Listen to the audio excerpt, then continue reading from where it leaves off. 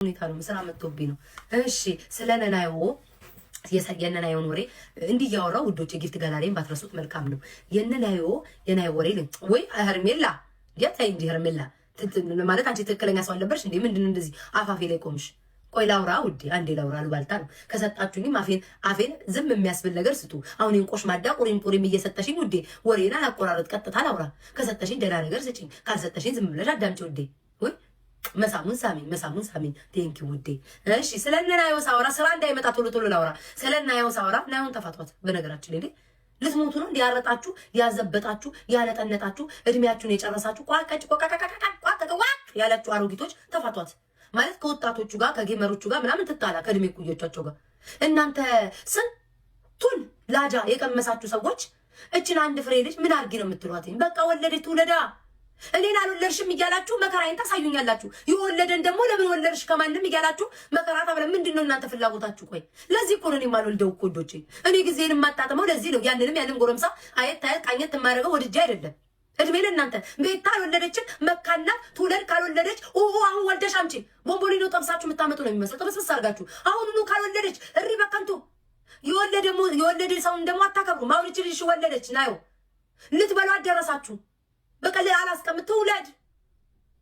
ስንቶቹን የኢትዮጵያ ውስጥ አሁን ግማሾቹ አባታቸውን አያውቁ፣ ግማሻቸው እናታቸውን አይደግሙ፣ ግማሾቹ በጉፊት ጉዲፈቻ። ስንት ችግር ያለበት ኢትዮጵያ ሀገር ውስጥ ወጣችሁ አባቴን የትኛው ነው ተብሎ የተዳረው? የትኛው ኢትዮጵያዊ ከስንት አንድ ካልሆነ ተጋባ ተፋታ ነው የምንሰማው። የዘንድሮማ የባሰ ነው። እንኳን አይደለም ናዮ አይደለም ቀርቶ ትልልቅ አዛውንቶቹ 10 ዓመት በትዳር ቆየ፣ ግን ጀርባውን አዙሮ ይተኛል። በቃ እኔም ተውኩት እየተባባላችሁ አይደል እንደምትፋቱትኝ? ይሄው ሚዲያውን ያጨናነቃችሁት እናንተ ባለትዳር አይደላችሁ እንዴ እየተፋታችሁ? እቺ እኮ ገና ወጣት ናት፣ ጠግባ ያልጨረሰች ወጣት የነበርታት ምን አባታችሁ ነው አድርጊ የምትሏት? ተፋቷት። እመቤቴ ሰው አትናገር፣ አትሳደብ። ልጅቱ ጸጥ ብላ ነው ጌማን መታ የምትጫወተው። ሁሌ እናንተ ኃይላችሁን የምታሳዩት የማይናገር ሰው ላይ ነው። ወይም ደግሞ አይ ነው ያቺ ፊንገር ለምን እንደሆነ አውቃለሁ እኔ ስለምወዳት እሷን ቤት ታየ ምናምን ስለምትጠም እንደያዘቻት ለዛ ነው። እሱን አውቃለሁ። እድሜን ነው እንለይ እንጂ እኔ አሁን ከናዮ ጋር ልጣላ አልችልም። ኢቭን ብትናገረኝ እግዚአብሔርን ላሽ ነው የምላት።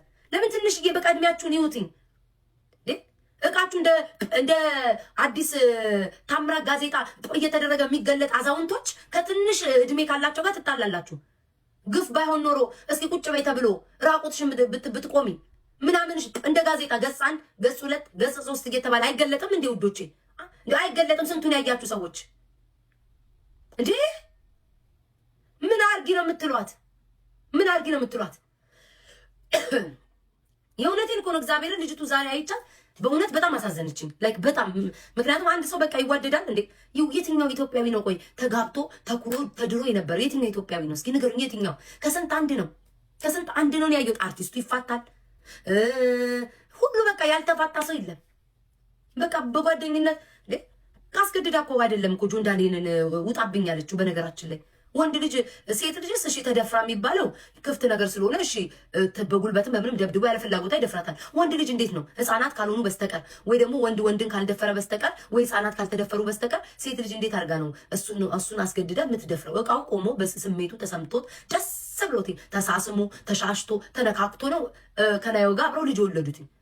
የኔ አባት በዘነዝና ቀጥቅጣ ወይም ደግሞ በሀጠነው እንጨት ወቅት አይደለም ያስነሳችው። ስሜቱ መጥቶ ፈልጎ ነው እንጂ ልክ እሷ ከሰው ላይ ቀምታ ምናምን ልክ በቃ ከጃኒ ላይ ቀምታ ነው። ጃኒ ራሷ ተናግራለች፣ ተለያይተናል ብላለች። በቃ በተለያዩ ሰዓት ከጆን ዳንኤል እና እሷ አብረው ሆኖ በቃ አጋጣሚ ተፈጠረ። ምንድነው የሁላ ነገር መንጫጫት? ሰው ላይ ጆን ዳንኤል ህፃን ልጅ ነው እንዴ? ምን እቃው ተኮላሽቷል እንዴ?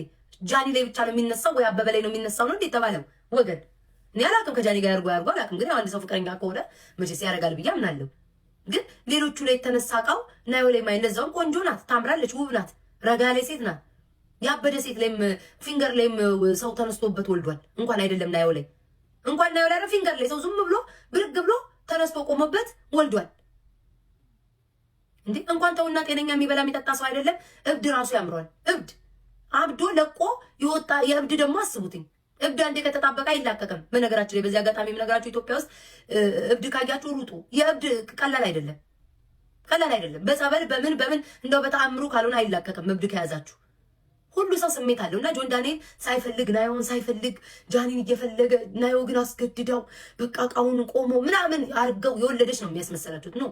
ቀጃኒ ተለያይተናል በተለያዩ ሰዓት በቃ ናየው ደግሞ የዛ ጊዜ ቲክቶክ ላይ አዲስ ናት። ወንዶች አዲስ ነገር ደግሞ ሲመጣ እንድሰራቸው ላይ ወንድ ባህሪ ነው።